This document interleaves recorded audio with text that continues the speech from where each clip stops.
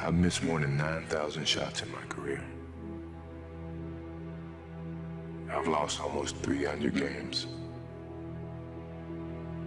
26 times I've been trusted to take the game-winning shot and missed. I've failed over and over and over again in my life. And that is why I succeed. Maybe it's my fault. Maybe I led you to believe it was easy when it wasn't. Maybe I made you think my highlights started at the free throw line and not in the gym. Maybe I made you think that every shot I took was a game winner. That my game was built on flash and not fire. Maybe it's my fault that you didn't see that failure gave me strength, that my pain was my motivation. Maybe I led you to believe that basketball was a God-given gift and not something I worked for every single day of my life. Maybe I destroyed the game. Or maybe you're just making excuses. Have you ever gone on the court and been afraid? No, I've never been afraid. I mean, obviously you're nervous, but afraid means you're not confident in your skills. I have total confidence in my skills, so I'm not afraid. You had the utmost confidence. Your confidence level was through the roof. Where is it now? On top of the roof. I don't think my confidence changed. I wouldn't have come back into this situation. I never feel that I'm at my best. I feel I still have room to improve. I still set goals for myself to strive for.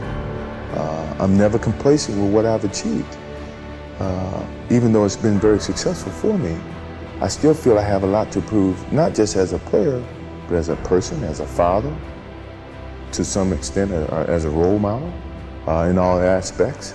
So I'm never really too complacent with myself or with what I've achieved.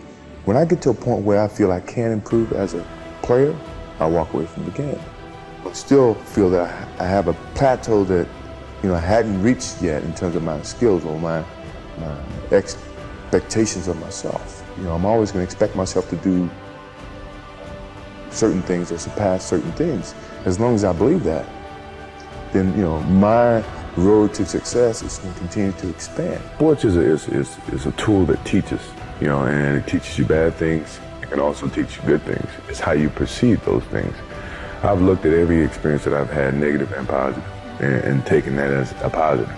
If I wouldn't change anything because I think it would alter some of the other things that happened. So when I look back, I can't say that I've had any bad things happen. Sure, I mean, you don't want bad things to happen, but you deal with bad things. You can't have good or without bad. We are old. Sure, we're tired. It's been a long season, but mentally, we have a vision. We have a finish that we have to attain. And sometimes you have to do it when you're old and you're tired.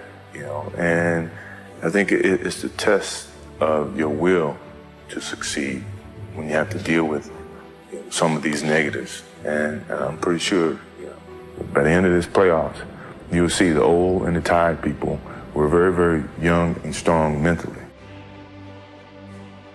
I feel like I'm the most fierce competitor there is. I don't think I'm ever going to find something equal to the game of basketball for me. They talk about guys being competitors. He was the fiercest of all the competitors. I know Jesus worked 7 days a week. On 6 days, he rested on Sunday, didn't he? Well, Michael Jordan played on Sunday. An assassin personified that had that killer instinct.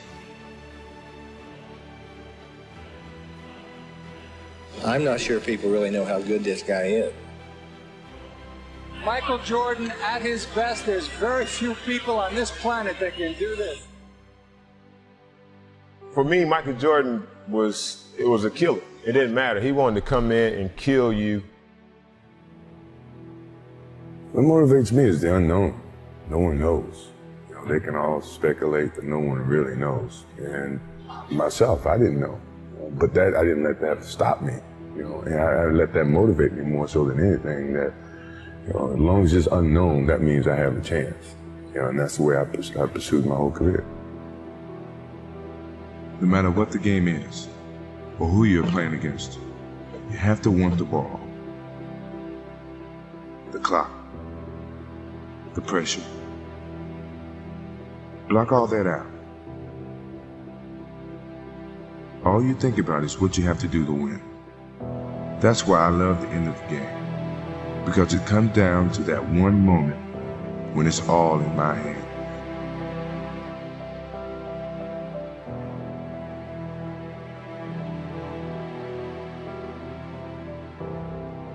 I don't always have to hit the last shot, but I do have to walk away knowing I did everything I could to win the game. When you step on the floor, it doesn't matter how many times you've done it before. All that matters is that you do it now. Those are the moments you put in the hours of practice for. Those are the ones you never forget. I never feared about my skills, because I put in the work. Work ethic eliminates fear. So if you put forth the work, then what are you fearing? You know what you're capable of doing, what you're not.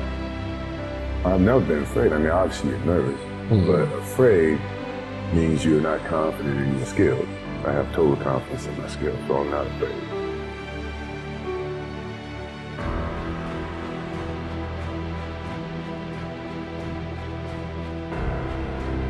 Be true to the game, because the game will be true to you. If you try to shortcut the game, then the game's going to shortcut you.